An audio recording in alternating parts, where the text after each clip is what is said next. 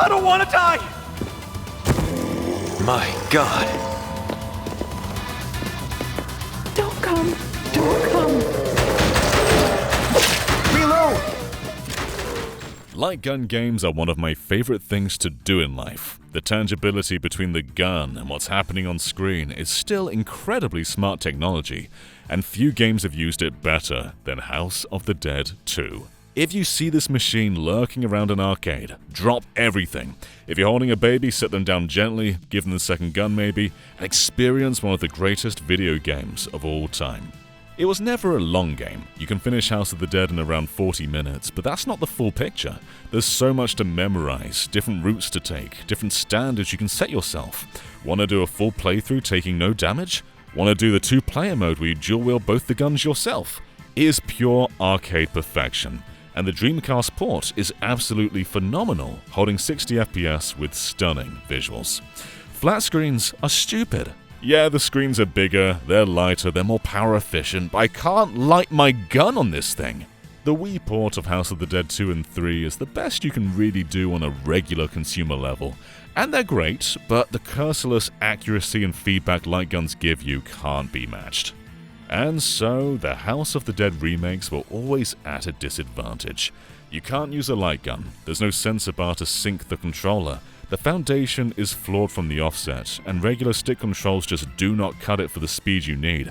Possibly on the lowest difficulty, but absolutely unthinkable for the highest, or even the middle. Gyro picks up the slack for the most part, but they tested this game with ants! No human could possibly use the default gyro sensitivity. I had to bring it from 5.0 all the way down to like 0.7 to even have the slightest bit of control.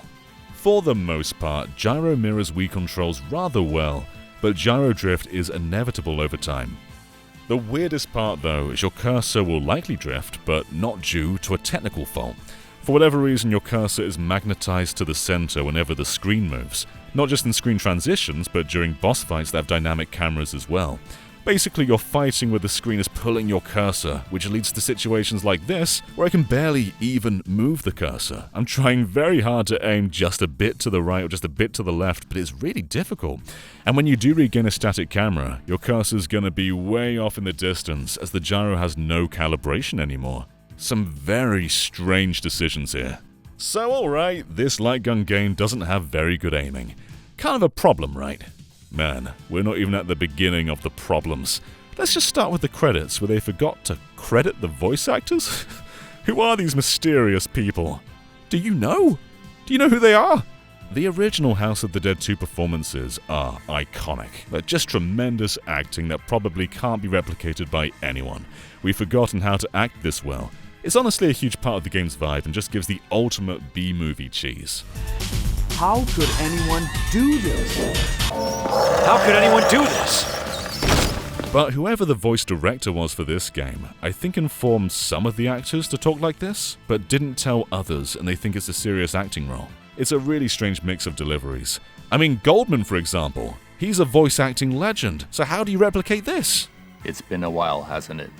My friends from the AMS, it's me, Goldman. By making him the detective from Knives Out? Like, why is he Southern now? It's been a while, hasn't it? My friends from the AMS. It's me, Goldman. Reload! Ah! Of course, this isn't a port of House of the Dead 2, it's a full-on remake, and I think it looks worse in just about every conceivable way. Things are so much more readable in the original, with a greater use of color and contrast, and zombies would get damage in a far more tangible way, showing where you've shot them, and that's been way less emphasized here. There were a bunch of times where I thought I killed a zombie, but I was one shot off, and usually I could tell from the visible damage, but that's not really here anymore. And the performance is by far the worst part. Instead of 60 FPS from the arcade version, Dreamcast, Wii, they've delivered a really poor Switch port and hope that Switch 2 would fix it. Switch 1 averages a very uneven 40 to 45 FPS, but it goes way lower than that to around 20 fairly frequently. This empty screen with 4 hopping frogs is too much for the Switch. It's a sluggish and bad-feeling version of the game, and it throws off motion controls quite a bit too. Switch 2's backwards compatibility boosts keep it at 60 most of the time during static screens, not all the time, but movement can bring dips just as severe as the original Switch version. Maybe other platforms hold up better, but regardless of whether you're playing on a Switch 1 or a Switch 2, it's a bad port of the game, and there's no getting past the low-res visuals with literal dead-eyed characters. She has no pupils, she's all void. And where did the top of his hair go? Did the aliasing steal his hair strands? Do us men have to be worried about balding and aliasing taking our hair from now on? Stay high-res, fellas, just in case. But I am aware that House of the Dead 2's Wii release was 17 years ago now, and maybe your TV doesn't even take standard definition inputs. Making the core game accessible is still pretty valuable, and in fairness, the game is intact. Everything plays out the way you'd expect it to, even if it looks, sounds, and feels worse. But at the very least, this is in fact House of the Dead 2, and they nailed that part pretty well. And I don't really know if there was a better way around this, but reloading in the original was a bit of a risk. Like you shoot off the screen to reload, taking your aim away, and then you've got to aim again. Wii replicates this, shaking the remote to aim, so you've got to then find your aim once more. But in this version, you just press ZL. I'm sure it sounds like I'm nitpicking, but it takes a huge layer of the gameplay away, because you're constantly in control of where you're aiming. There's no dread anymore. Where's the dread? And if you want me to nitpick, I can do that too. When playing with split Joy-Con, the left one is the gyro controller, and there's no option to change that. So the shoot button is on the controller that you're not aiming with, and that goes against every light gun experience I've ever had in my life. Maybe it's so your aim can stay steady when you pull the trigger? I don't know, but it feels weird and I don't like it. Now, there is an option just to play with one Joy-Con, which does put gyro on the right one, but then reload is awkwardly put onto a face button and that doesn't feel right. At least the single Joy-Con mode does make two-player nice and easy. But if you then boot the game up after using one Joy-Con, it won't let you go any further in the title screen when using a Pro controller. You've got to then sync that Joy-Con back, the single Joy-Con, go into the options, disable the single Joy-Con, go back to the home menu, sync your Pro controller, go back into the game, tell it that you want that controller. Why is it so rigid? The House of the Dead 2 is an all-timer. It's constantly mixing up its gameplay from different enemy types to the more careful sections where you try and save the humans, to driving a car and blasting at zombies who are also driving cars. This is what peak is, my fellas.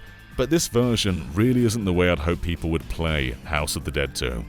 If you know any arcades near you, or even a few towns away, it's worth making the trip for. Or if you've got a Dreamcast setup or a Wii, that's the way to play. I fear this remake might do the worst thing of all, and make people think House of the Dead 2 isn't good. Definitely not the best result of a remake. The remix soundtrack is pretty good though, and I appreciate that there's a toggle to go back to the original. That's always appreciated. Good job there. But I can't actually hear any of it. Like, can you make out any music right now?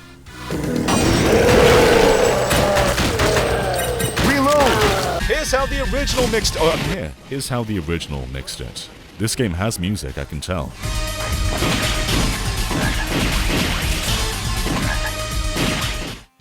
Oddly, the game has a leaderboard, in the singular sense, not leaderboards, not plural, not online, just yours.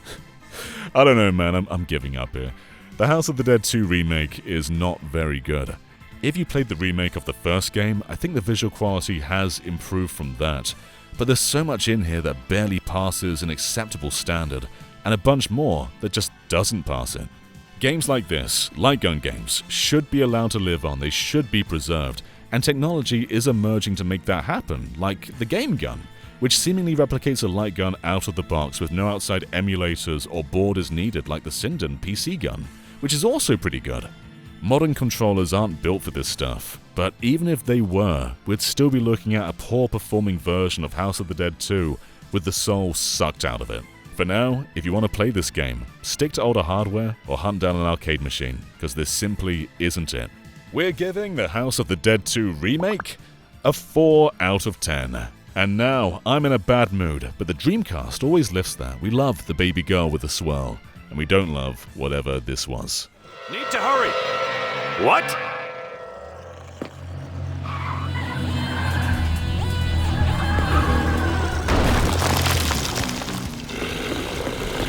How could anyone do this?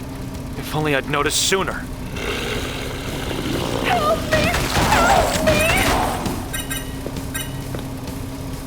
There are more inside.